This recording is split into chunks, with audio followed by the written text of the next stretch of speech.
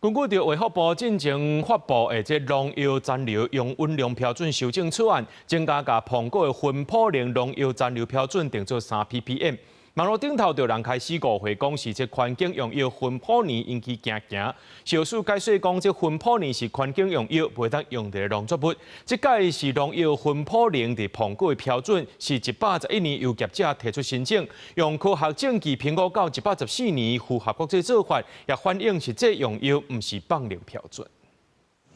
第一種產業大蘋果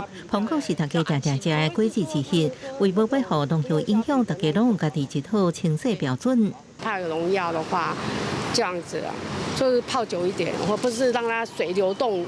的方式，讓它減少農藥的殘留。像蘋果一定是會先洗，然後泡一泡，好，然後再去削皮，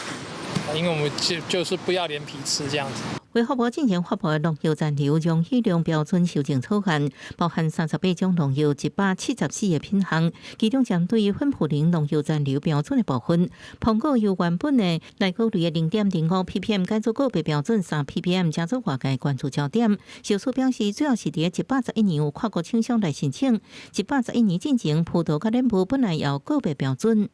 這不是放寬，是從類別標準在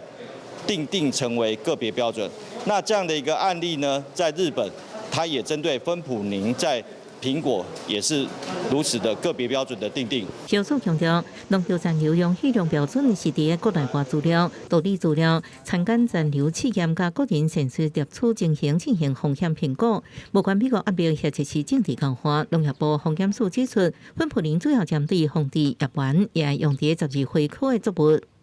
核准使用的範圍還算相當的廣，它可以用在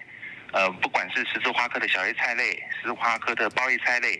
草莓，還有一些果樹上面，主要針對的防治的害物，一些蟎類這種小型昆蟲殘留容許量的部分，它只是一個管制值，而不是